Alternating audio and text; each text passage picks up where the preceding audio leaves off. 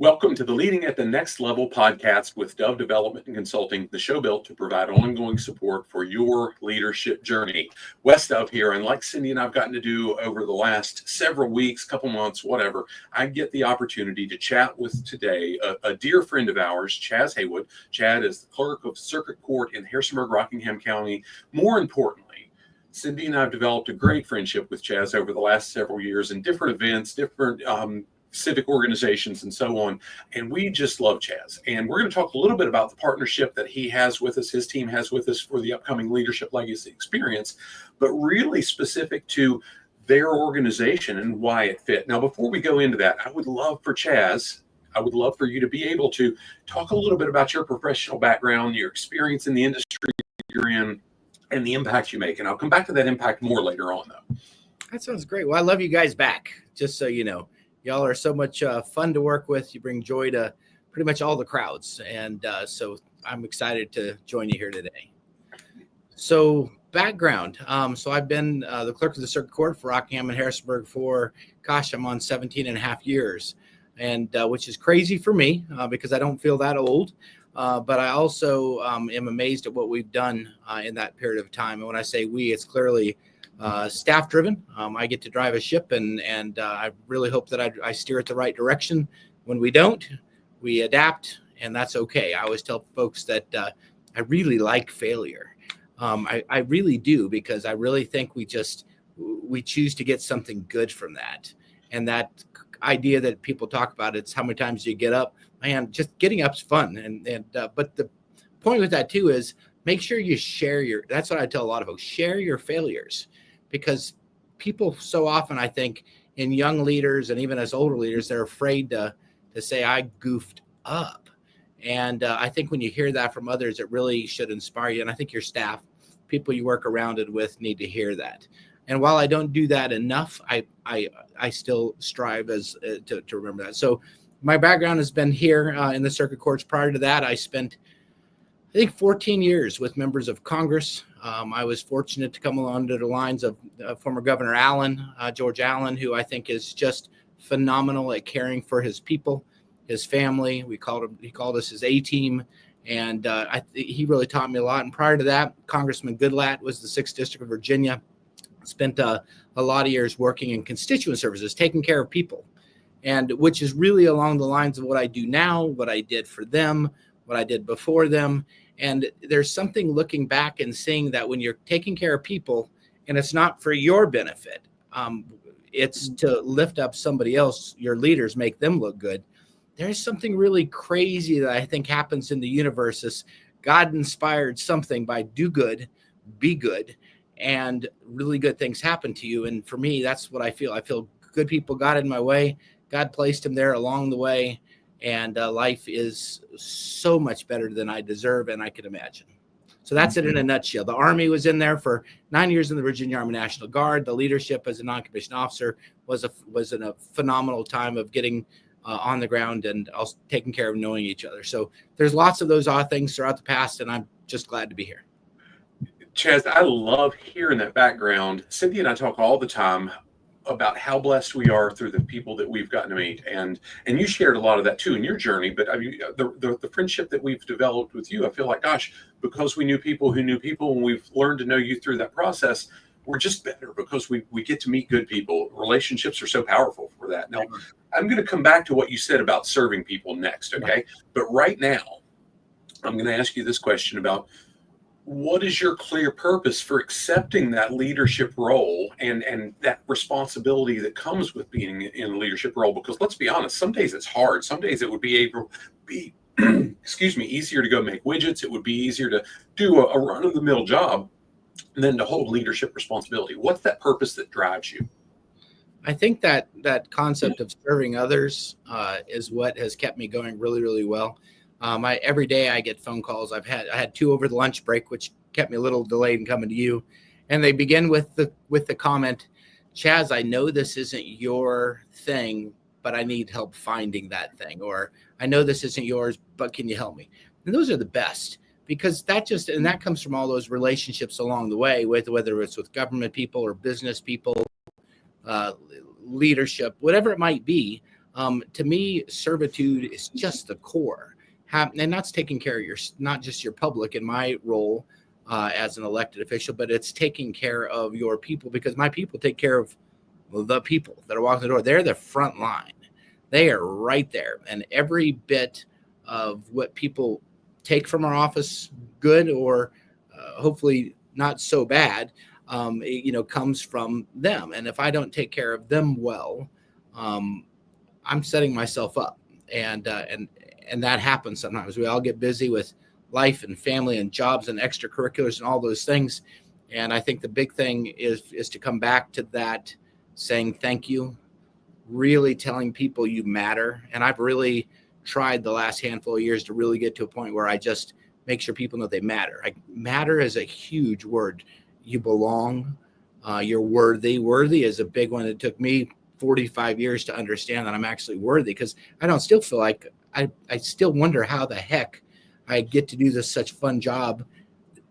I just don't understand it, other than grace and forgiveness and all those things that come along in a journey. But again, it just core goes back to serving everybody around you, serving the people you know, serving the people you don't know. Yeah. Well, I'll echo that a little bit, Chaz. I feel like through the relationships, through the opportunities that we've had, it puts a tremendous amount of pressure on me to make sure that I'm being as much of a giver and serving other people and being able to pay it forward. Because, my goodness, to your point, I didn't deserve any of it either. Yeah, we hear often about I think the best thing I tell people to do is just make sure you ask questions. It's like you're dating. It's like you're courting somebody. It's whatever it might be. It's that friendship that you're trying to maintain. It's like, or a new friendship. And it really is that concept of the 2 ears and 1 mouth that God gave us. Listen twice as much as you speak, and you'll be good. And I'm bad at that sometimes. So, well, because you're excited about the people around you enjoying the experience with you, and it matters. And I'll tell you, one of the biggest testaments that I can say to everything you said to answer that question about here's your purpose, here's how you love serving people, is the times I've had some wonderful opportunities. You've taken me into different places within your building that most folks may not get to go unless they ask. But just when I'm west off the street and nobody knows me from anybody, I've still had amazing experiences with the folks on your staff. They're extremely welcoming. They're extremely service. And that comes because that's the environment. That's the atmosphere you've built. And we just love seeing that. So very nicely done, sir. Thank you. I'd say all the time, I can sit in the garage and it doesn't make me a car. Someone can have a position or a title that doesn't make them a leader. For you, as you've grown through those roles, now I think I know where you're going to go with this, but I'm going to ask anyway. What's really motivated you to hone that skill set of being a strong leader, not just having the title, having the people that report to you, but leading effectively and serving? How have you developed that? Wow. And I think that all just comes down to, it's not about your college and where you went. It's purely about who you're surrounding yourself with. Nothing but that. Whether they say, read this, look at this, getting in my way, Chaz, that's a poor decision. Hey, Chaz, you can do better. And really having guys, and I am specific to guys. As a guy, I try to really narrow in, because I think I could speak to men a little more freely and closely, because we've been in shoes and walked their paths and made their mistakes. But I really think it's because of the people that have been around me. I think about a real quick story, which I've told a few people. Years ago, when I first moved to Harrisburg in 1992, I was trying to get into JMU. I was already an older student. They turned me down, and this guy gave me a chance that if you take 2 classes and get 3.0, we'll let you into JMU, which was a game changer for me. Got to JMU. Life has been great. When I went to work for JMU, handling industry and government relations, I worked under the late, great Dr. John Knopfsinger. John Knopfsinger is a powerful leader, powerful heart, just an amazing fella. And while I was working for him at JMU, because he gave me a chance when I needed a job at JMU, we came to find out that he was that guy back in 1992 that was just Mr. Knopfsinger, who ran the adult degree program, who gave me that chance. So twice he saved my tail. So I always tell folks that you just never know when someone else come around. So that's part of my reason, is a huge part I talk about often, is John Knopfsinger, because he gave.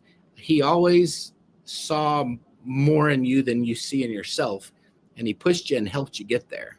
And so again, for me, that's my goal from now till hopefully when God takes me somewhere else that's better, which I can't imagine something better. But when the time is done, I really hope between now and then it's just building up so many young folks and young leaders and giving them opportunities, like through your programs. When I go out and find young professionals or others and say, hey, I got a seat at this table, you should be there, and they come away in awe. That's what this for me is about, is giving other people these opportunities. Not that I can't grow more, but they have decades ahead of them that they're going to be able to really do some good things, and they need your tools, which fantastic. Well, so 2 points on that. That was one of the pieces and for me and Cindy today, that's some of the biggest fulfillment that we get. We've got a fantastic group of business owners and CEOs that we've worked with for years, and it's just this neat collaborative that we do, and they're just amazing people, and they stretch me every single day. I was just with one of them right before we're having this conversation. But one of the most fulfilling things that we get to do is when we see the person that's 24 years old and they're growing and they get it. And they're going, I can have a head start, and I don't have to go through some of the failures. Failure's important, but gosh, if you can learn from mine and not have to make them yourselves, it's so beautiful. And when we see people get it. Absolutely. What a good feeling.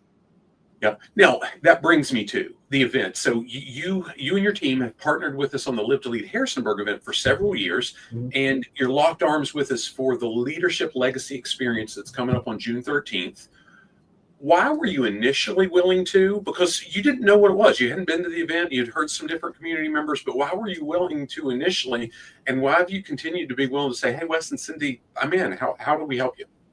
Well, I think the success that you've shown, and not necessarily you directly, but these people who talk about it, the chatter that occurs from what people get out of it, being at one of your events and seeing the people around the small group tables talking through ideas, seeing those relationships that also build, because they're going to be running relationships together again for decades after we might be gone.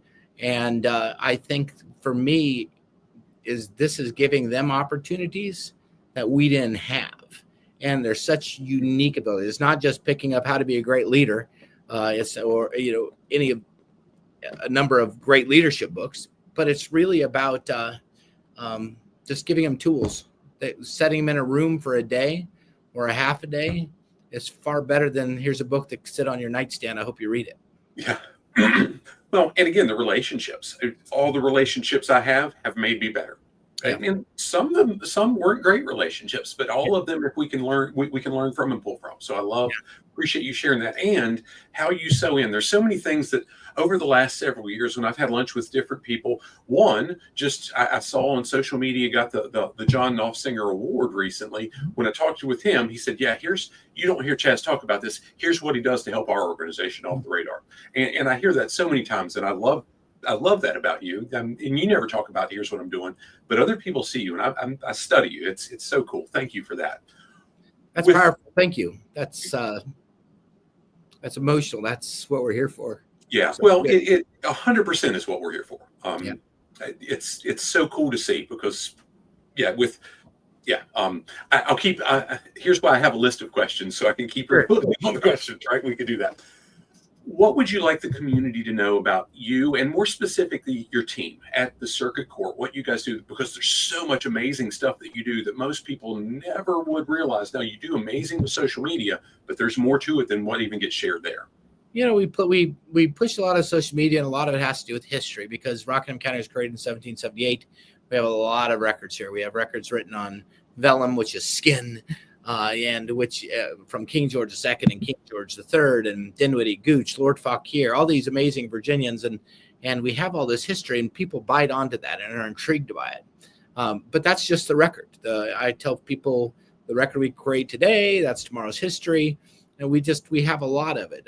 But on a day-to-day operation, if I talked about the technology we've created with the jury management system that's used in 40 courts in Virginia now, and was created here in Rockingham County. If we talk about the best land record system, we can talk about all this technology, people kind of glaze over. But again, if you say, hey, look at this document from 1780, that's fast, that interests people. So our social media, we play more on that. But day to day, I mean, it is from the criminal side, it's the only level of jury cases in the Commonwealth of Virginia. This is the jury court. This is the first level of appeals. If you don't like what happens in the lower courts, the land record side, you put your deeds to record here anytime you buy or sell a piece of property. So we have those records forever, back to 1778. We have the marriage licenses, marriage bonds. So we tell you who got hitched here back in the 1700s, and those are all available online.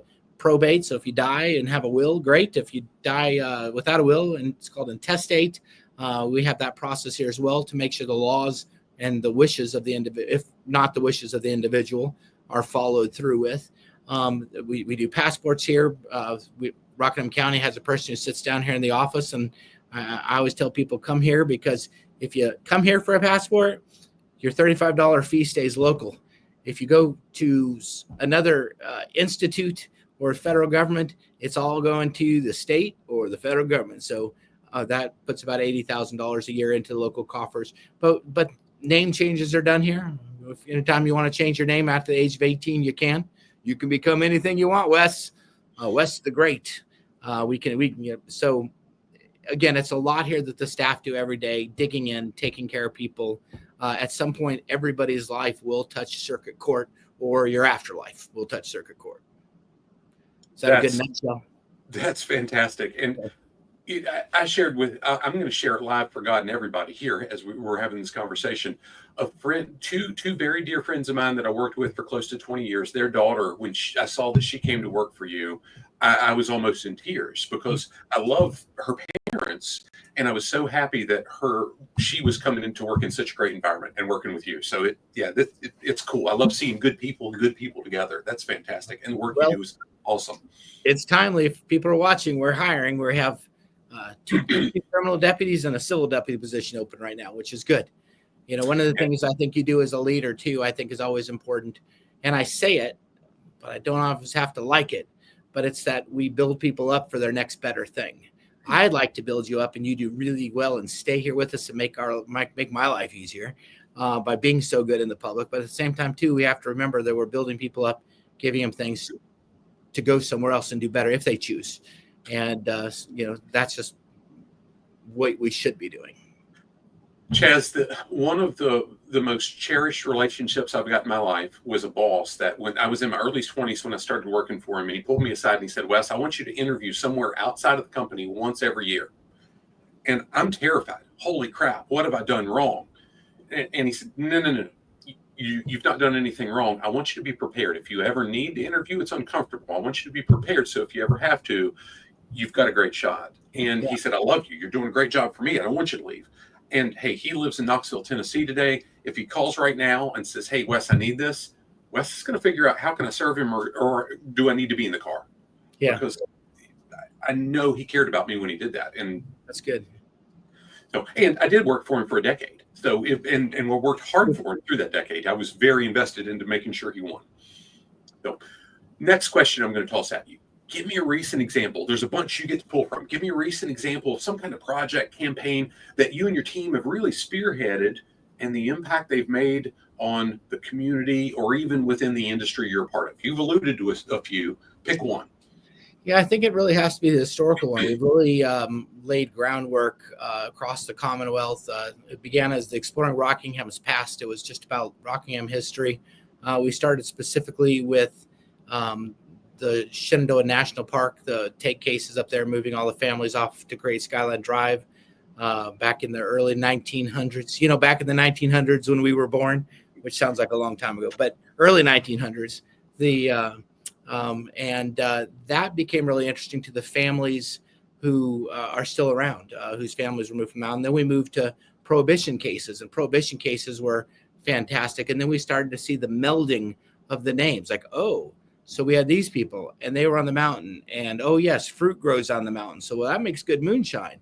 And so we started to play with these history, and then it just kept going. And we went down the path of criminal cases, and cases related to slavery and cases related to voting rights. We're in the middle of going through some voting rights and finding all the original schools in Rockingham County. So we've got a hand and we're working on mapping that. But when we started to grow, we had other localities say, I've got some of that. So we changed it to Histories Along the Blue Ridge, which is, you can link on my genealogy page of my website. But what's interesting about Histories Along the Blue Ridge is now we've picked up Augusta and Madison and Greene, pretty much the other localities, Shenandoah, Page, other localities that touched the skyline. But they've also all started to put in all of their other historical documents. And what's great about that is they're indexed in there. They are free. So if you come to my office and need something, typically I have to charge you 50 cents a page. But the more history we can just put out there up somewhere else, and that's our partnership with JMU, the better, because then you can get it for free. And we've actually opened up on my web, if you go to my land records division, we've actually opened anything that's over 100 years, we're now making available free, because I feel that's historical. And the Code of Virginia offered this little tidbit so we can give more away, and we're not giving it away. I remind everybody all the time, you pay our salaries, you pay for the building, you pay for the computers, you pay for everything else, and it's online. I don't know why we're charging you, but we have to because the law says we do. But we will give you back as much as we can, as often as we can. But the history part is Shenandoah, the Shenandoah Valley Technology Council recognized us a couple times over the years for these projects. And then last year, Governor Youngkin recognized us with the COVID's, the Big Technology Award for this program, which is huge. Neither President Biden nor President Trump have called yet, but I keep waiting if they want to make it into a national thing. But honestly, all jokes aside, we get attention from across the country because of this history that we have here. Because, of course, this was a huge settling area before westward expansion. And so there are people, even me, a kid from Idaho, born in Montana, raised in Idaho. A few years ago, a cousin said, "You're in Rockingham, Virginia?" And I, of course, said yes. And he said, "Look up a name." And I looked up a woman's name. It was Bragg or Brigg. It's terrible for me to remember. I think it was my 7th or 8th great grandmother. She actually got married in Rockingham County in the 1780s. So even my history as a kid who thought he was always from out west tied back to right here where we are now. And that's pretty special. Yeah. I think you know Philip Reed, Chief of Police in Bridgewater. He's a dear friend of ours. He'll be on the panels for the event that we've got coming up.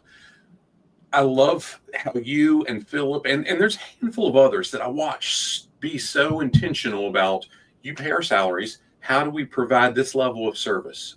Philip does it intensely for the citizens and the business owners, the constituents in Bridgewater. You do it for so many people. It's cool. And that's why I love you sharing that, because so many people don't understand, I've got to go pay for this or that or the other. And well done, sir. Thank you for sharing all. I think a great question. I just saw Philip at a lunch event, and I ended it with, is there anything else we can be doing for you, or how are we doing for you? And that's just a question. I think if you're leading something, especially that with taxpayers' money, because it's not your business, that you have to really constantly ask those questions and be ready for you're failing, be ready for I had a problem, be ready for your staff must have been frustrated, or be ready for all those things. Be welcome for, oh, it was great, your people were so good. But again, I think you have to ask and be willing to just take that and grow with it. Well, and hey, we're not in public service. We are in public service, but we're a private business. Cindy and I need to make sure that we're doing that same thing. That's all of our roles should be that. Yeah, people you serve. That's right. Now, this is a little bit different question, but take it where you want to. I've been through this series asking folks to talk about the purpose of the organization they're with and how it aligned with their own values and purpose personally, and why they were willing to go there, why they were willing to be part of the organization. Yours, again, it's an elected role. So how were you able to make sure that the purpose and values of the team you're leading really were something that you were proud of every day? there's a lot to those questions you just asked. So I think that I didn't seek this. I didn't say I'm going to be clerk of court someday when I grow up. I planned on being a history school, social studies or history teacher. That's why I was at JMU. It worked out different. But I think that those other jobs, like we know, and experiences prepare us for something. And then years ago, I had a former supervisors, Pablo Cuevas and Chuck Aaron. Chuck Aaron has passed. Pablo's still kicking at VMRC. And they called me one day, and I thought they were looking for some federal money because I was working for Senator George Allen at the time. And they said, hey, we want you to think about running for clerk of court. And my response was, what's the clerk of court? And so I spent about 2 years just visiting as I traveled Virginia, visiting other clerks. And I suddenly realized it really is about paper management, less paper nowadays with technology. There's always going to be paper in court systems, and people management. And I thought, between what I had been doing and have always done and military, just these little things. And really, I thought, wow, that is something I can really dig into. Mine is so much administration, still a lot of hands-on, but it's a lot of administration. It's not an office of 3 clerks where you have to know and do everything. I don't even know how I could keep up in the criminal division, or maybe the deed room, or whatever it might be. If you're not in those trenches every single day, you're just going to drop things. But I that's when I ended up here, and then we ran with it on technology. We were the first in so many different online systems in Virginia. Because I'm always looking for time. What can I save 10 seconds on? Because if I save 10 seconds and we do that 2,500 times a year, that's time. That's good. So whatever that little thing is, that's what we did. And so we created the first marriage kiosks, which are now used across in all of Virginia. We just did those little teeny things. The hard card for people's concealed carry permit. If you have one, it's a hard card. We created that here in Rockingham County, and that was kind of fun. But all those little things are what I'm good at. It's the little things. I'm really good at getting out there, I think, talking through some ideas with advice, with people's input. And then a lot of times there you go. Okay. And then I get out of the way. I'm afraid to show you mine. Last time I pulled mine out and did that to a legislator, he looked at me and said, I think you're expired, Chaz. And good thing I wasn't carrying at the time. So double checked. I'm not expired. I'm good. That's good. That's good. So, but again, I think finding those little things that you can give back we always try to look, what can we just give back? What can we not charge for? What can we pretty much have to charge for everything except for if you're a veteran and have a DD 214, we put that to record for free. But other than that, but we still try to, how do we provide better service? How do we make it so you don't have to come down here to the office and do something? How much more can we do online from your computer, from your phone? And we are so squared away. And I was looking at statistics the other day.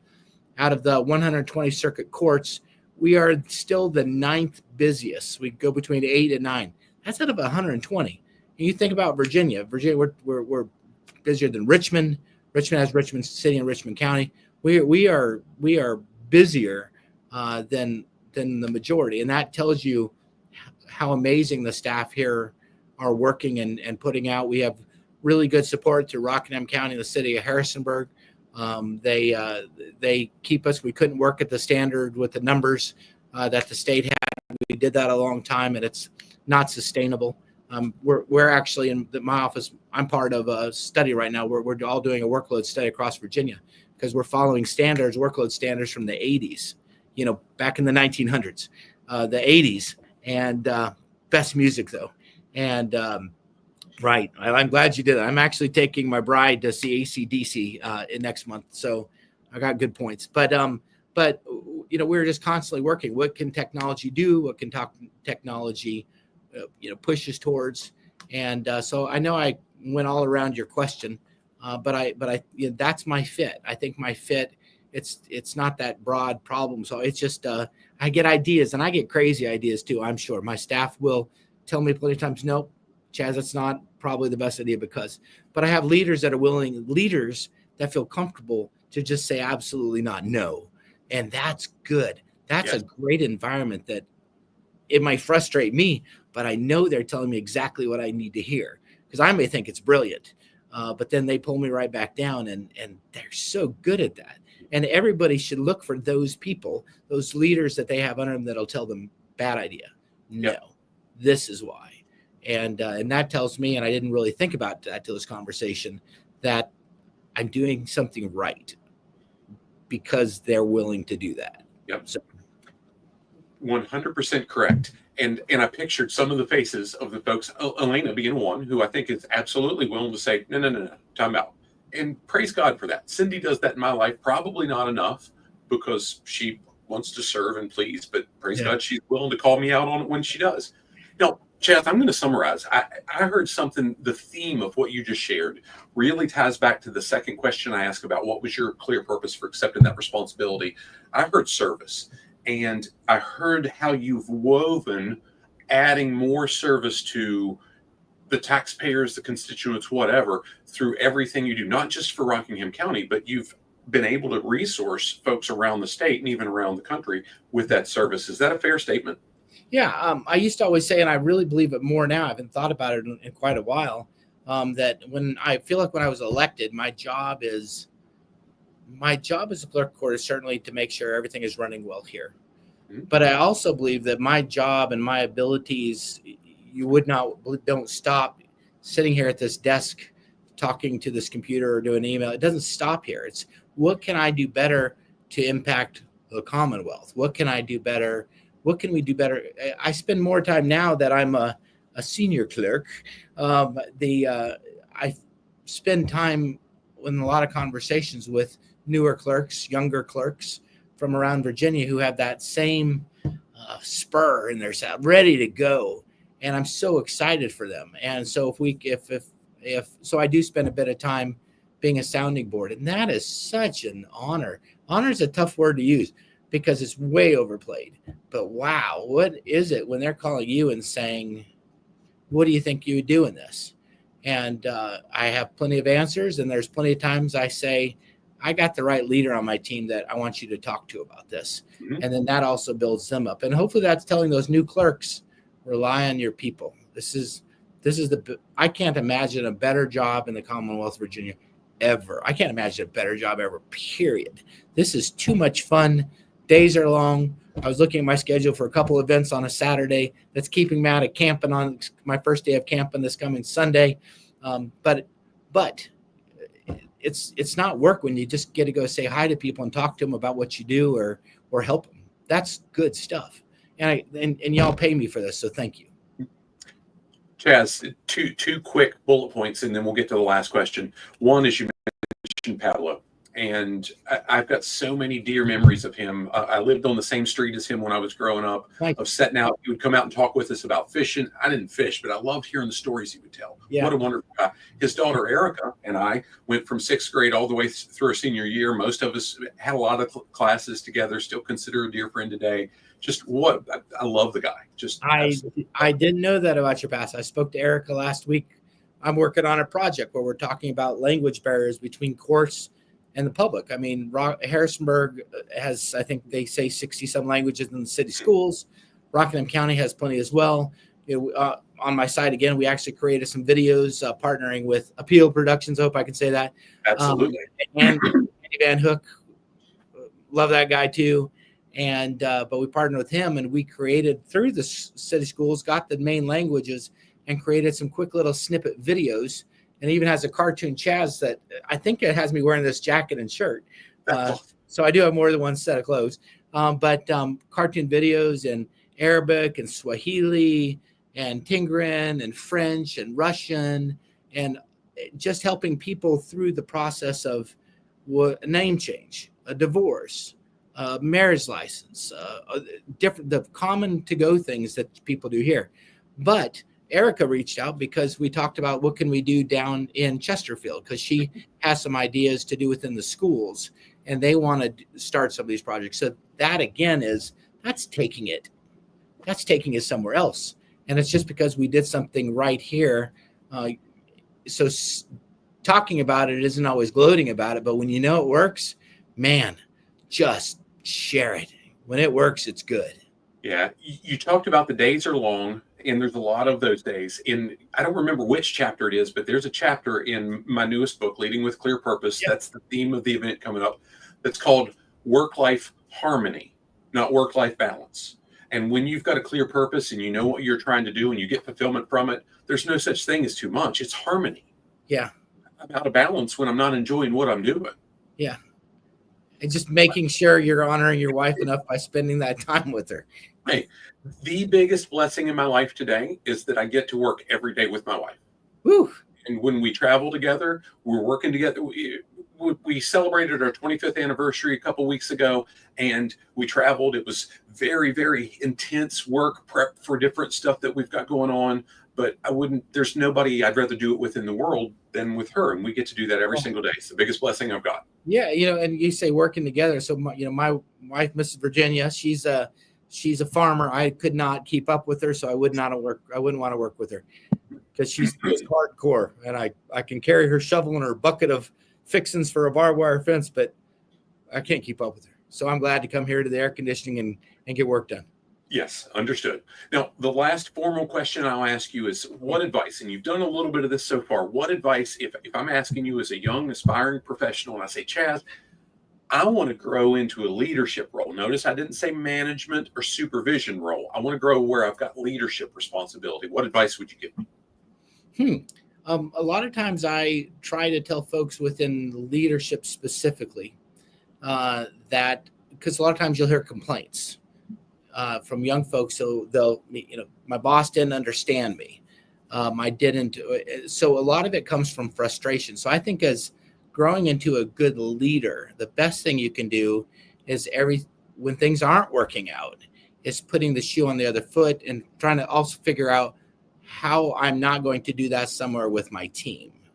And I think that just makes whether it's our tone, whether it's a rolling of eyes, whether it's a jab, whether it's whatever those little things are that you didn't set well with you, just don't ever take on those bad qualities. And I think that's going to just propel you and again, do things and make somebody else look better just because it's somebody you believe in. Make them look good. Throw them a good bone. Let them do that because, again, that's going to build a trust and a relationship between you as well. And we all have something we can give. So I hope that makes sense. But I think our worst times are, as Kurt Bossart, I don't know if you knew Kurt Bossart. Kurt Bossart used to always quote his dad, and I used it for a long time. It was, my worst day is somebody else's dream day. And that is so true in the court system. As you think you got a rough day, you should see this court case upstairs. Or whatever it is. It could be in home. It could be you upset your wife because you didn't do the dishes or take, whatever that thing is she needs you to do that you forgot again, Wes. And, but again, take our mistakes and just take them, just do better. And I think that makes you good, a good heart first. I want a good heart in a person first. If you're a good person, we can do amazing things if you're a good person first. Yeah. Chaz, as an HR guy, I did a lot of hiring. I've done a lot of hiring over the last 15, 20 years. And I only help a select few folks with their staffing at this point. Praise God, I don't have to do that because I've never really enjoyed it. But the ones I get to help now, it's not just about the skill set. It's we're hiring for the person. We can teach a skill set. But if it's a good person, that's the team. And they're so protective of their culture. Again, have the good heart. Everything else takes care of itself. Yeah, I look at my staff. And I'm not going to point out who they were. I mean, I've had some who came from the restaurant industry. I have some that came from retail. I've got some that were finished their degrees in physical therapy or so many different backgrounds. And when people come here and come to work here, you can kind of check those things at the door. Can you learn? Can you retain? Retaining is a big thing, and that's for all of us. Can I remember, a code section? Can I remember your partner's last name or your partner's first name, or just those little things that make you connect to your staff. But again, in my world, you don't need a specific background. You don't need to be a paralegal. You don't need to be a legal secretary. You just need to be ready to learn difficult things at times and keep the process going, because this, the halls of justice are only as good as the people that are sitting down here keeping the paperwork flowing. Yes, sir. And they're Chaz, really good. I went through the planned list of questions that I've tried to stick with for these conversations. Is there anything that I've not asked you that you'd like to share? Well, my dog Fridley comes to the courthouse pretty much every day for the last 7 years. So if you come down here, we brought him in, which is kind of fun. If you're down in the courthouse, say hi to Fridley. And that was, a lot of times people bring their kids in here to the courthouse. Kids shouldn't be here in the courthouse when they're filing for divorce or something else. So it was this whole idea of bring the kids back, let them see the dog, give them treats. And we are getting ready to launch Fridley's run for the first dog mayor of Harrisonburg. So you'll be seeing more online for us, because we can't miss that opportunity. But again, I just thank you for letting me just chat with with your team. I think that reach out. Hope people do choose to reach out. I hope I've met I've seen people around, but there's 2 new young fellows who recently said, hey, let's have coffee or beer. And absolutely, let's do that. Let me just learn about you. Let's figure out where you're at and see where my journey and my steps, my trips. Let's figure out all those things, and let's see what we can do to help you do better. And so I'm here if people ever reach out. And you mean it from the bottom of your heart. I've experienced that. Thank you, sir. Yeah. Chaz, thank you for taking the time wherever this is being accessed. Sure. Links to Chaz's website's there. Links to the June 13th event is there, and so on. Chaz, Cindy and I deeply appreciate the friendship, the partnership, and just appreciate all you do. Gosh, you make a difference in us and everybody that we interact with. Thank you for the time. And I am grateful to you, Wes, and I'm grateful that Cindy puts up with you. Oh, amen to that. Yeah. I'll close by saying, hey, if you have a need, if you're accessing this, have a need for continuing education, Cindy and I have invested the time and energy to be approved providers in the HR space, but we can work with some different entities. We have a program that's part of this bigger Leading at the Next Level podcast that's got more than 160 hours of curriculum that we've developed over the last 7-8 years. I'll give you a 45-day all-access trial, no cost. Send me an email at admin@dove-development.net. Happy to hook you up.